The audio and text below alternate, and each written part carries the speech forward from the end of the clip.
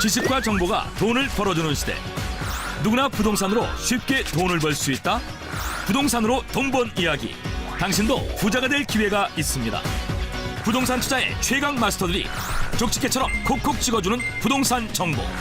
경매, 신축, 리모델링, 매물 추천. 누구나 쉽게 시작할 수 있는 스마트한 부동산 투자. 당신을 부자로 만들어줄 부동산 스토리. SBS CNBC 부스에서 확인하세요. 네, 안녕하세요. 야, 안녕하십니까. SBS CNBC 부동산 스토리의 김호 마스터입니다. 저희 수익형 부동산 TV를 시청해주신 애청자 여러분께 감사의 인사 말씀을 드리겠습니다. 자, 수익형 부동산 현장이 정답이다. 현장에서 정답을 찾는 그 수익형 부동산 실전 구스들과 함께하는 방송. 보시면 돈이 되는 방송, 안 보시면 돈을 버리는 방송이 저희 방송국입니다. 자, 오늘 2018년 2월 28일, 2월의 마지막 밤입니다. 10월의 마지막 밤 아닙니다. 자, 오늘은 설마 저런 멘트는 안 쓰겠지 하고 제가 이러고 왔는데. 지난 2017년 5월 10일, 작년이죠. 새로 출범한 문재인 정부의 세 번의 부동산 정책, 즉 6.19, 8.2, 12.4 정책의 내용과 이후의 어떤 시장 변화, 이를 토대로 향후의 부동산 시장, 특히 저희 수익형 부동산 TV의 주제어인 수익형 부동산의 시장의 향후 가능성에 대해서 오늘 한번 이야기를 나눠볼까 합니다. 자, 또 이 순간에 돌아왔습니다. 패널 소개해드리겠습니다. 자, 그럼 오늘 김호 마스터의 수익형 부동산 TV에 동참해주신 두 분, 투자코리아 부동산 전문 투자 기업이죠. 투자이신 전문 부동산 컨설턴트 신혜선 팀장님을 모셨습니다. 안녕하세요. 네, 안녕하세요. 그리고 이제 한 달 만에 거의 오셨어요. 반가우세요. 네, 실전 고수 권호산 팀장님이십니다. 안녕하십니까. 안녕하십니까. 그런 거 하지 말랬잖아요. 예. 자, 우리 지난주 한 주를 저희가 걸렀어요.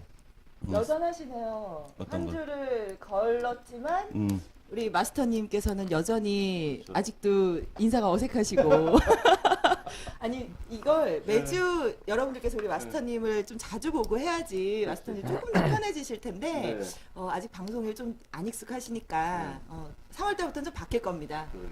어쨌든 오랜만이에요. 안녕하세요. 자, 지난주가 이제 설날이었었는데 어쨌든 올해 무슨 년이죠? 몰라요. 뭐. 무술년인가? 그죠? 맞다. 그러고서 네, 설마- 청첩장이란다. 연하장도 아니지. 뭐죠? 연하장이다. 맞나? 연하장 맞나? 연하장. 카카오톡으로 다 맞습니다. 하는 세상이니까. 네. 어쨌든 오늘 좀 비가 좀 내려요. 좀 착 가라앉은 분위기에서 오늘 좀 주제가 약간 좀 무겁습니다. 왜냐면 저희 이제 저도 느끼고 오늘 이 자리에 참여해주신 두 패널 분들도 느끼고 부동산 시장도 이 비처럼 아주 쫙 가라앉아 있습니다. 그 논점에서 한번 오늘 특별히 이제 스페셜 코련을 한번 마련했습니다. 예전 네 번의 이제 방송은 제가 이제 마스터로서 중심에 앉아서 이제 진행을 했었는데 오늘은 이제 부동산 전문 컨설턴트 신혜선 팀장님께서 이 주도적으로 이 오늘 내용의 어떤 정책적인 중심 방향성을 한번 질문해 주시고 권호산 팀장님하고 저하고 뭐 토론 가벼운 토론은 아니겠지만 한번 풀어나가고 이 내용에 대해서 한번 좀 자세하게 한번 점검해 보는 시간, 그런 시간 한번 가져봤으면 하는데 좀 어떠신가요? 좋죠. 괜찮죠? 저는 이제 오늘 편하게 진행하는 거죠. 저도 좀 편안해지는데요. 그렇습니다. 예. 아무튼 오늘 준비된 내용이 여러분이 잘 아실 수도 있고 잘 아시는데 정확히 아는 내용하고 좀 다르실 수도 있는데 한번 제대로 한번 짚어보고 그 내용을 중심으로 해서 지금 시장이 어떻게 좀 변화했는지 지금의 어떤 상태 그리고 요거에 있는 앞으로 방향성에 대해서 어떻게 변할 것 같은지 한번 점검해 보는 시간, 그리고 요걸 토대로 해서 정부 당국자 정책을 위반하는 분들한테 한번 목소리를 한번 내보자 하는 게 오늘의 어떤 키포인트라고 말씀을 드리고 싶습니다. 자, 그럼 이제 순서 이해 가지고 한번 정확하게 한번 짚어보시죠. 자, 먼저 다시 인사드릴게요. 예, 안녕하세요. SBS CNBC 부동산 스토리 기모마스터의 수익형 부동산 TV에서 냉철한 질문과 냉철한 질문. 아니 네. 냉철해요. 웃지 마세요. 아니 괜찮아요. 냉철한 것도 냉철한 건데요. 앞에서 자꾸 정 팀장님이 웃으셔서 미모를 담당하고 있는 투자의 신투자코리아 수익형 부동산 담당 신혜선 팀장입니다. 자, 오늘은 앞서 김호 마스터님께서 이야기해 주셨던 것처럼 제가 오늘 진행을 맡고요. 그리고 김호 마스터님과 권호선 팀장님의 의견과 토론 그리고 저의 날카로운 질문으로 여러분들께 오늘 조금 무겁지만 좀 도움이 되실 수 있는 그런 시간을 만들어 봤습니다. 평소 아마 방송을 시청하셨던 분들은 그 김호 마스터님의 날카로운 의견은 사실 들으실 수 있는 시간들이 많지는 않았었어요. 네, 그래서 지금 혹시 실시간으로 보시고 계신 분들은 어떤 것도 좋습니다. 오늘 부동산 정책에 대해서 궁금하신 부분 있으시면 채팅창으로 이야기해 주시면은 제가 대신 여러분들의 질문을 또 전달을 해드리도록 하겠습니다. 그 3월부터는요, 김호 마스터의 수익형 부동산 TV 캐치프레이즈처럼 현장에서 시청자 여러분들을 만날 수 있을 것 같고요. 자, 그 전에 앞서 저희 팀 그 마스터님께서도 말씀해 주셨던 것처럼 부동산 투자에 있어서 사실 가장 지금 많이 움츠려 있고 그리고 또 지켜보고 있는 게 바로 부동산 정책입니다. 자, 그래서 그 정책에 대해서 좀 살펴볼까 합니다. 도대체 뭐가 어떻게 바뀌고 있는 거야? 라고 매우 혼란스러우신 분들께 조금 정리가 되시는 그런 시간 되셨으면 좋겠습니다. 자, 그러면 제가 먼저 부동산 정책이 지금 어떻게 바뀌고 있는지 살짝 브리핑을 좀 해드릴게요. 먼저 2017년 6월 19일 날 발표된 문정부 첫 번째 부동산 정책이었죠. 예, 619 부동산 정책부터 살펴볼 건데요. 지금 아마 자료가 나가고 있을 겁니다. 그 저의 요약된 브리핑과 함께 보시면 되실 것 같아요. 자, 그 첫 번째가요. 청약 조정 지역의 확대였습니다. 기존 조정 지역이 37개에서요. 3개가 더 추가가 됐죠. 경기도 광명시, 부산 기장군, 부산 진구. 이 지역들은 당시 청약 경쟁률이 다른 인근에 비해서 10대 1 이상 높았던 지역이었습니다. 그리고 당시 3개월간의 주택 상승률이 물가 상승률보다 높았던 지역이었어요. 자, 그래서 이 세 군데가 추가가 돼서 40군데가 청약 조정 지역이 결정이 됐었고요. 자, 그리고 두 번째는 전매 제한 기간을 강화를 시켰습니다. 서울 전역에 전매 제한을 민간이나 공공이나 소유권 이전 등기시로 변경이 되었습니다. 자, 그리고 또 세 번째 대출 규제인데요. LTV 주택을 담보로 대출하는 비율을 말합니다. 집단 대출도 포함해서 기존에는 70%였는데요. 조정 지역에서는 60%로 조정이 됐고요. 그리고 기존 담보 대출에서 이자만 반영하여 연간 소득으로 나눈 비율인 DTI는 60에서 집단 대출 포함해서 50%로 조정이 됐습니다. 자, 그런데 여기서요. 거기 자료에 보시면 서민 그리고 뭐 또 그 실거주자, 자, 이 부분을 저는 참 서민이라는 표현을 어디다 붙여야 되나라는 생각을 참 많이 했어요. 네, 여튼 그 지금 정책상 나와 있는 서민과 실입주자, 실거주자들을 위해서 부부 합산 연소득 6천만 원, 생애 최초 주택 구입자는 7천만 원, 그리고 주택 가격 5억 이하 무주택 세대주에게는 조정 지역이지만 이 대출 규제를 풀어줬습니다. 기존과 동일하게 LTV 주택담보는 70% 그리고 DTI 주택담보대출에서 이자만 이제 반영을 해서 연간 소득으로 나눈 비율이죠. 그 DTI는 60%. 이 서민과 실거주자에 대해서는 그대로 적용을 했습니다. 자, 네 번째는요. 재건축 조합원의 소유 가능 주택수로 조정을 했는데요. 기존에는 과밀 억제 구역, 즉 지금 여러분들께서 알고 계시는 투기 과열 지구입니다. 투기 과열 지구. 자, 과밀 억제 구역에서는요. 이 지역 내에 있는 조합원들은 기존에는 최대 3주택까지 허용을 해줬었어요. 그리고 또 과밀 억제 구역이 아닌 곳에서는 소유 주택 수만큼 분양을 받을 수 있도록 했습니다. 자, 619 정책에서는요. 과밀 억제 구역의 여부와는 상관없이 조정 대상 지역에서는 재건축 조합원에게 한 주택만 분양을 허용을 해줬습니다. 예, 그리고 여기에서 예외도 있었는데요. 단 1주택이 60제곱미터 이하일 경우, 그러니까 지금 여러분들께서 알고 계시는 뭐 25평, 24평 아파트를 얘기하는 거죠. 자, 이 경우에는 예외적으로 2주택까지 허용을 해줬습니다. 즉 6.19 부동산 대책의 가장 큰 목적은 투기 수요를 막고 그리고 주택시장의 안정화와 지역별, 계층별 차별화 대응책을 발표를 한 건데요. 근데 이 문정부의 첫 부동산 정책이었지만 예상보다는 강하지 않았어요. 오히려 시장이 더 과열되는 현상이 발생을 하게 됩니다. 자, 이어서 2017년 8월 2일 부동산 대책이 또 발표가 됐죠. 아마 많은 분들이 가장 많이 신경 쓰고 계시는 파리 대책입니다. 자, 가장 먼저 전국을 4개 지역, 즉 조정 대상 지역, 투기 과열 지역, 투기 지역, 그 외 지역으로 나누고요. 그리고 지역별로 제한을 달리했습니다. 그리고 청약 1순위 자격에 2년 이상 가입 경과가 돼야 되고요. 24회 이상 납부로 강화가 됐죠. 그리고 가점제를 확대했습니다. 조정 대상 지역은 75%, 투기 과열 지구는 100% 적용을 시켰습니다. 그리고 수익형 부동산에 관심이 많으신 분들이 또 유념하셔야 되는 한 가지가 더 있었습니다. 조정 지역 내에서 100세대 이상 오피스텔에 대해서는 전매 제한을 뒀습니다. 그리고 거주자 20% 우선 분양으로 조정을 했습니다. 자, 요때 시점을 잠깐 살펴보면은요. 두 군데 아주 큰 청약이 진행이 됐어요. 미사의 12블럭. 현대일스테이트와 그리고 인천에 제가 갑자기 기억이 안 나요. 혹시 기억나세요? 아니요. 인천에 기억 안 나세요? 밤새도록 줄 서서 네, 많은 분들이 청약을 하시고 소선이었나요? 이나대 쪽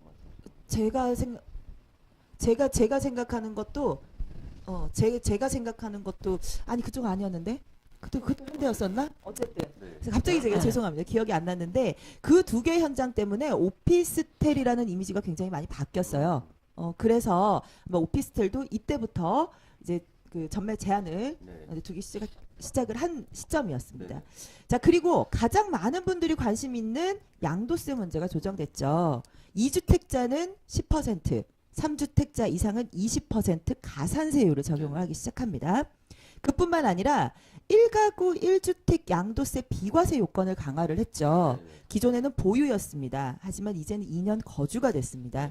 그리고 다주택자들은 장기 보유 특별 공제가 배제되기 시작합니다.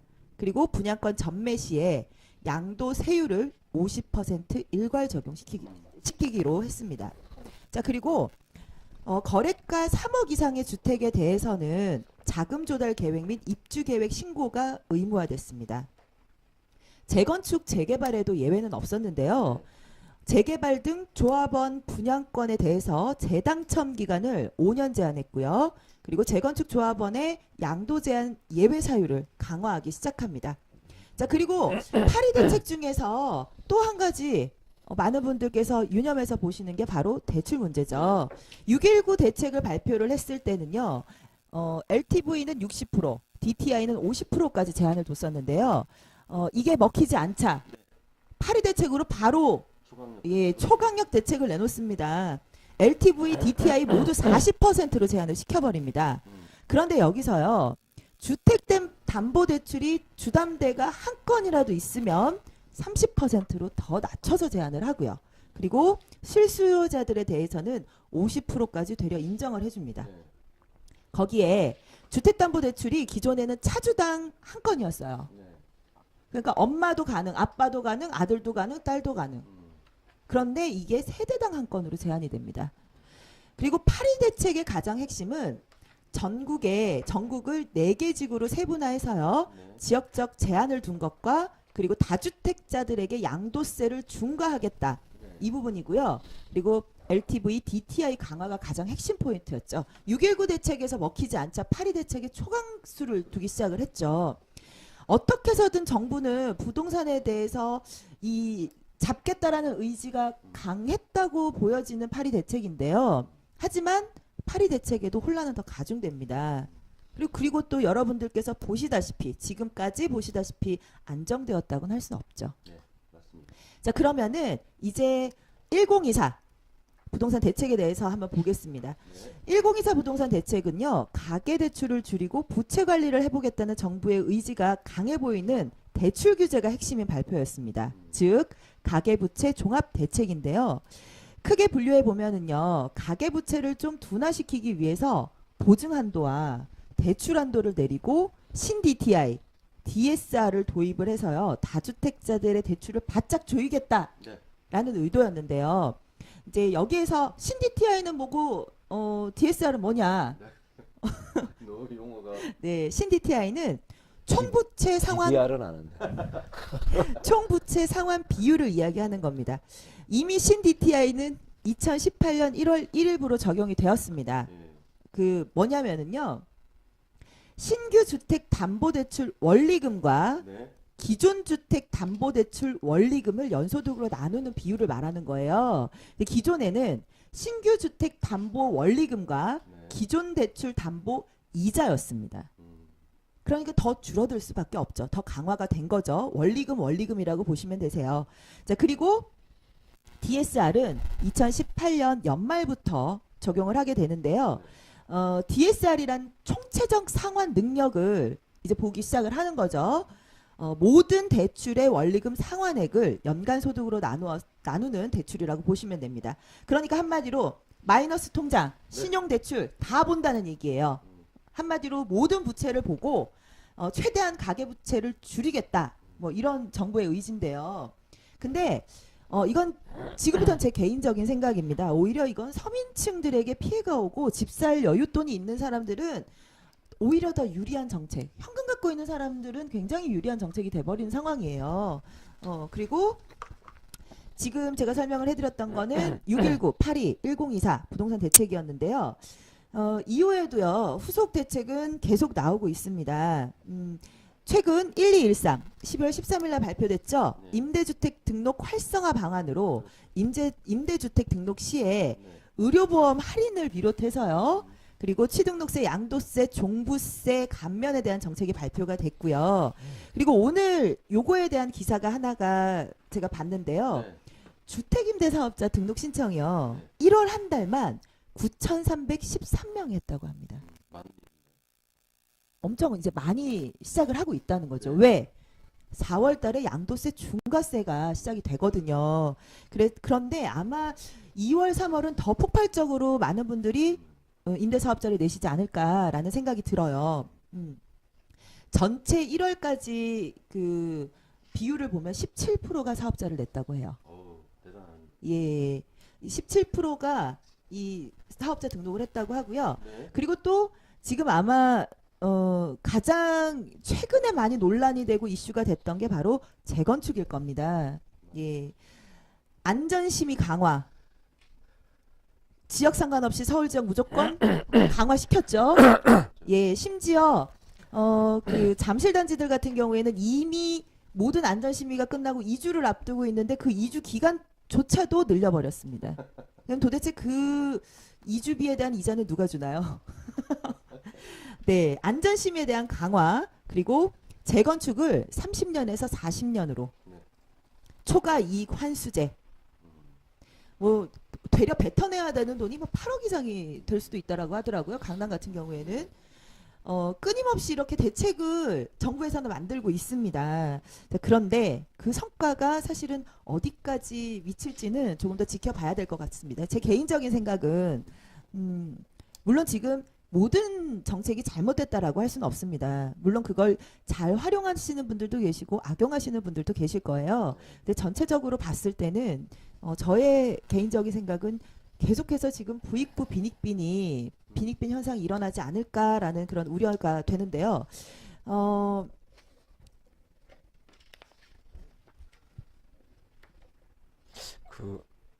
네. 뭐 하실 말씀 있으신가요? 아니요, 저도 처음 나도 정리가 안 돼 있었었는데 정리해서 들려주시니까 이게 이렇게 된 정책이었구나 그러고 잘 듣고 있었어요. 감사하다고. 네, 사실은 이게 흐름을 보면은 619에서 뭔가를 던졌는데 사람들이 안 먹히고 오히려 그게 막 일어나니까 파리로 초강수를 뒀어요. 근데 초강수도 안 먹혀요. 그러더니 갑자기 이제 대출 규제를 굉장히 강화를 하기 시작을 한 거죠. 자, 그리고 나서 대출 규제를 했는데도 불구하고 사람들이 계속 지금 움켜쥐고 있는 상황이 계속 이어지다 보니까 그래, 움켜져. 대신에 그러면 임대사업자를 세금을 내란 얘기입니다. 한마디로. 세금 내면 그러면 우리가 또 이만큼 혜택을 줄게. 이제 거기까지 온 거죠. 그리고 워낙 지금 재건축에 대해서 많은 분들이 관심을 가지고 있다 보니까 특히 일부 지역에만 국한돼서 굉장히 뜨고 있는 재건축을 조금 단속을 해보고자 30년에서 기간을 40년으로 늘리고 안전심의를 강화를 했는데 오히려 지금 좀 재건축이 돼줘야 되는 지역들 굉장히 노후된 지역들까지 묶여버리는 바람에 지금 많은 분들이 아마 당황스러우실 것 같아요. 자, 그러면은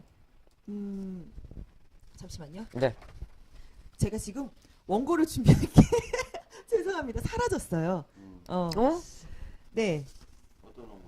그러니까요. 원고를 준비한 게 사라졌어요. 잠깐 제가 질문을 하고 지금 컴퓨터를 가지고 와야 될 것 같아요. 이게 생방송의 묘미죠. 몸이라는 게 조금 예, 지금 조금 당황했습니다. 여기 있지 않아요? 일단은 지금 사실은 이 정부에서 규제를 하고 있는 건 여러분들께서도 얘기를 들으셨다시피 주택에 대한 부분이 굉장히 많습니다.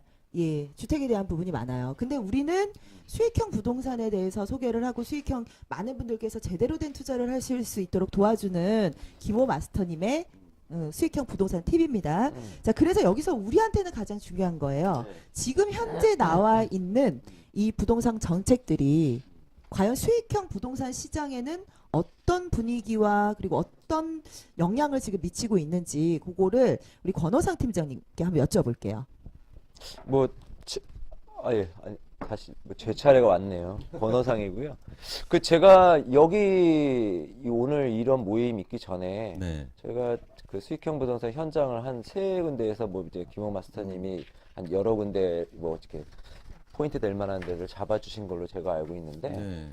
중요한 거는 우리가 수익형 부동산을 인류를 말하는 거로 월이나 어떤 그 다달이 네. 계속 월세가 나오는 걸로 수익이 되는 부분과 그리고 자본 이익인가요? 네. 자기 투자금에서 나중에 이제 매매가가 상승되면서 가져갈 수 있는 수익 이 두 가지를 바라보는 부변에서 네. 제가 서울 지역의 그 센터라고 했죠. 그러니까 네. 서울 지역 중심에 가까울수록 그런 거에서 굉장히 안정적일 것이다라고 제가 예상을 드렸고요. 네. 그런 물건으로 어떤 예를 들은 현장들을 소개해 드렸는데 수익형 부동산에서 제가 지금 말씀드린 거대로 월세 수익으로 받는다. 어차피 월세 수익이 있는 분이 전세나 집을 매매해가지고 가실 수 있는 분들이었으면 벌써 가셨겠죠. 그렇겠죠. 근데 이제 직장 내지는 어떤 인프라 때문에 그곳에 필요하신 분들이 그곳에 월세를 지급하는 거니까 네. 그건 그렇게 크게 변하지 않을 거라고 보고 있고요. 네. 그런데 이제 단지 말씀드릴 수 있는 건 그러면 이제 차액 부분은 어떻게 될 거냐. 여러 번 말씀드렸습니다만 서울 시내 중심부에 있는 게 타이밍이 언제 있다냐에 따라 다를 것이고 네. 그게 내가 2년 안에 꼭 수익이 나야만 한다라는 조건 같은 거 있으신 분에게 당혹스러울지도 모르겠어요. 2년, 2개월 정도 걸릴 수도 있거든요. 네. 걸릴 수도 있고. 타이밍적인 건 제가 장난 못 드리지만 어쨌든 조금 길게 반하고 정부가 원하는 것도 그런 겁니다. 계속 네. 꾸준하게 그 소득을 올리는 걸로 소득세를 계속 내면서 그로 인한 차액은 당신이 가져가는 거 큰 문제 없습니다. 왜? 그 사람이 차액만 가져가려는 어떤 그 주택적인 거에 어떤 문제가 아니기 때문에 이제 그렇다고 봐지는데 네. 그렇게 큰 문제가 있을 거라 봐지진 않아요. 단지 제가 지금 말씀드린 그대로 타이밍 연결은 좀 맞지 않겠나 생각은 합니다. 일단 제가 지금 한번 부속적으로 좀 말씀드리고 싶은 내용이 있는데 일단은 저희 대한민국의 이제 부동산 시장 중에서 아파트 주택 부분이 차지하고 있는 총 외형이 한 70% 정도 된다고 그래요. 나머지 토지라든지 저희가 이제 추구하는 테마를 삼는 수익형 부동산이 뭉뚱그려 기타 30%에 속하는데 이 30% 역시 이번에 발표된 어떤 은행 그리고 세법에서 자유로울 수가 없어요. 왜냐하면 이 또한 대출을 일으켜서 특히 수익형 부동산 같은 경우에는 일반 실거주 목적의 어떤 주택과는 달리 꼭 필요하지 않는 부분 있으면 좋지만 없어도 크게 문제가 되지 않는 그런 부분에 대한 어떤 섹터 영역을 갖고 있기 때문에 대출을 물론 이제 그렇지 않은 부분이 분명히 있겠지만 최대한 일으켜서 레버리지 효과를 갖고 가는 그런 시장 어떤 그 성격을 갖고 있기 때문에 이번 어떤 그 대출 규제에 굉장히 민감하게 반응하고 있다고 그런 사실 현장에서 느끼고 있는 그런 부분입니다. 저도 여기서 이제 두 분께 제가 질문을 방금 이제 김모 마스터님께서 해주신 것과 좀 비슷해요. 이제 제가 드리고 싶은 말씀은 오늘도 그런 이제 상담이 있었습니다. 사실 지금 신DTI가 2018년 1월 1일부로 적용이 됐습니다. 그런데 우리가 항상 그 얘기하고 있는 이 임대업에 대한 이자 상환비 RTI는 아직까지 적용이 안 됐어요. 자, 그러다 보니까 이 수익형 부동산 자체도 이 자체를 담보로 잡고 신DTI가 적용이 돼버리다 보니 사실은 기존의 담보로 진행을 하면은 정말 하루 차이로 오늘까지는 60%가 나올 수 있는 대출이 내일부터는 신DTI가 갑자기 적용이 돼서 50%를 뚝 떨어지고 이율이 엄청 올라가기 시작을 했어요. 근데 방금 말씀하셨던 것처럼 지금 정부 정책 자체가 수익형 부동산도 주택에 대한 부분이 계속 나가고 있지만 자유로울 수는 없습니다. 왜? 실투자금이 늘어남에 따라서 수익률이 떨어지거든요. 거기에 지금 주택담보대출이 4.5%까지 이상 올라가고 있는 추세예요. 만약에 여기에서 지금 금리 변동이 4번 예상이 된다고 하죠. 그런데 거기에서 금리까지 변동이 생기면 사실은 수익형 부동산에 투자하시는 분들이 굉장히 줄어들 걸로 사실은 저는 보여집니다. 그러면 이분들께 이런 대책안 속에서 아까 타이밍 얘기도 해주셨고요. 뭐 조금 안정적인 곳을 찾아야 한다. 뭐 이런 권호선 팀장님께서 얘기를 해주셨는데 지금 제가 말씀드린 것처럼 수익형 부동산에 대해 대출 규제와 그리고 이제 이자가 금리가 올라감에 따라서 이자 변동이 생김으로 인해 수익률이 떨어졌을 때 그때 만약에 지금 시청자분들께서 나 수익형 부동산에 투자할래 라고 하셨을 때는 어떤 걸 좀 집중적으로 보시면 좋을까요? 수익형 부동산 부분은 어쨌든 오늘 주제의 성격상 권호성 팀장님 파트니까 여기에 대해서 한번 간략하게 한번 답변을 좀 부탁드리겠습니다. 예, 뭐 그러죠 뭐. 사실 뭐 그렇게 크게 생각을 깊이 했거나 준비를 해온 사항은 아닙니다. 죄송합니다. 근데 이제 제가 항상 그런 으로 이렇게 고객들을 만나니까 어쩔 수 없이 물어보시는 분도 있고 대답을 해왔다고 생각은 하는데요. 일단 말씀드릴게요. 기존에 유지할선 분들과 관련된 거에는 그렇게 큰 문제가 있어 보이지 않는다고 아까 제가 분명히 말씀드렸고, 그분이 매도 타이밍을 어떻게 가져가는 것은 좀 불만족스럽다 할지라도 타이밍을 잘 맞추시는 지혜가 필요하다고 말씀을 분명히 드린 거예요. 자, 그러면 새로 들어오시는 분양을 받으시거나 새로 시장에 들어오신 분들은 어떠시냐라는 것들은 그분보다 더 큰 노력이 있으셔야 되겠죠. 그리고 분명하게 말씀드리고 싶은 것은 투자를 막겠다는 의도가 아니에요. 나라에서 만든 법은. 다 살 때를 사고 팔 때를 팔고 하라는 건 맞는데, 많이 사서 그걸로 부를 축적해서 그 차액으로 많이 남기는 사람이 있는 방식을 막겠다고 했는데 그런 사람들은 어떻게 고르겠어요. 맞습니다. 막 특정하게 예를 들어서 서울 시내 그 사람이 700명 있다. 700명 어떻게 꼬집겠냐고. 그러니까 건체적으로 막은 건 맞는데, 그래요. 융자를 활용해가지고 월세의 수익률을 올리는 레버리지 효과가 맞긴 맞습니다. 근데 레버리지를 수행할 곳이 있겠고요. 그런 공도에 월세가 있음으로 해서 지금 제한된 그 퍼센트율을 낮춰줬다 할지라도 그거에 맞는 월세로 레버리지가 있는 어떤 부동산 가격대가 있는 물건이 있을 수 있겠죠. 좀 더 노력이 든다는 거 외에는 그렇게 달라진 건 없다고 봐요. 그리고 빚이 많아지는 걸 나라에서 그렇게 원하지 않을 거예요. 제가 생각에는. 왜? 지금 미국 쪽에서는 금리를 올리는 걸로 알고 있는데, 금리는 그 경기 지표의 선행 자료라고 아시고들 계실 거예요. 그쪽 경기가 올라올 거라 예상하기 때문에 먼저 금리부터 올리는 겁니다. 이해되세요? 그러니까 한국은 아직 그거대로 따라갈 줄로 실제 경기가 우리가 다 체감하듯이 경기가 안 떨어지기 때문에 금리에 대해서 그렇게 약간 예민하진 않은데 나라가 염려하는 건 그쪽들이 경기가 활성화돼서 잘 순수하게 돌아갈 때 한국이 빚에 쪼들려서 그 이자 내라고 경기가 죽는 걸 막고 싶은 거예요. 그걸 아셔야 돼요. 그러니까 가지신 돈 내에서 너무 욕심 부리지 마시고 자신이 파악되는 거에서 자기 그 투자할 수 있는 금액대 수준이 있으실 거 아니에요? 네, 맞습니다. 뭐 1,000만 원짜리 뭐 너무 적은가요? 1억대, 뭐 5억대, 10억대 이렇게 있을 수 있잖아요. 그거대로 이해가 좀 빨리 되시고 이쪽에서 시장이 어떻게 진행돼서 내가 매수 타이밍을 조금 길게 갈지도 모르겠으나 여기는 지속적으로 그렇게 수익이 발생할 거야. 나는 확신이 지역으로 맞춰서 적정 수준의 확보가 된다는 대출을 사용하시고 그래서 빚이 너무 많이 가졌지 않으신 가운데 돈을 가져갈 수 있는 상품으로 마련해주십시오 하는 겁니다. 그러니까 지금 어차피 수익형 부동산과 관련된 거에는 아까 뭐 신 팀장님 말씀하신 대로 네. 그 기존에 있는 다주택자들에게 그 임대사업자 주택임대니까 네. 그 타겟이 주택임대사업자를 냈을 때 다른 거대로 뭐 굉장히 많이 세금적인 좀 빠져나갈 수 있는 구멍을 마련해 줬다고 생각하거든요. 네. 저희가 말씀드린 것들 수익형 부동산에 물론 주택도 포함되고요. 뭐 오피스텔 가다 업무 시설도 있을 것이고 그리고 상업 시설도 있을 거예요. 그리고 그것들이 아시다시피 각자의 가격대도 좀 다르긴 합니다. 그러니까 그 시세 차익을 위해서 무리하게 뭐 에버리지를 많이 가져가거나 뭐 전세를 많이 놓고 해가지고 다주택자가 아닌 이상 그냥 우리가 아까 말씀하신 서민이 어떤 기준인지는 저도 잘 모르겠으나 네. 저보다는 아까 보니까 나고요 수준이 저보다 높으신 분들이니까 저만큼은 더 많이 고민을 해보셨을 부분이라고 생각하고 그거에 대로 맞는 상품들을 고르시면 되지 않나 생각은 해요. 어떤 지역이 어떻게 될 것 같냐? 오늘 드릴 얘기까지는 너무 길어요. 그렇죠. 그렇죠? 이 정도 해서 제 대답을 좀 마무리하도록 할게요. 한 번 더 뭐 자리를 해야 되나? 네. 김우 마스터님은 어떻게 생각하세요?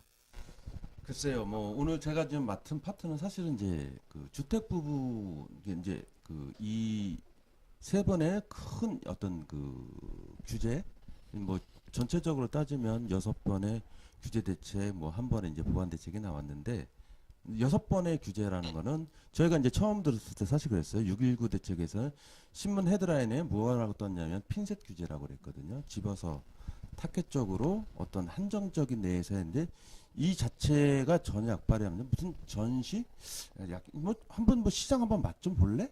제 판단은 그래서 이 파리 대책 초강수 대책이라는 게 사실은 이 규제를 할 때 사실 이제 밸런스를 맞춘다는 그런 얘기인데 세금하고 결국 대출 은행권하고 뭉뚱그려서 초강력 당수를 한꺼번에 썼단 말이에요.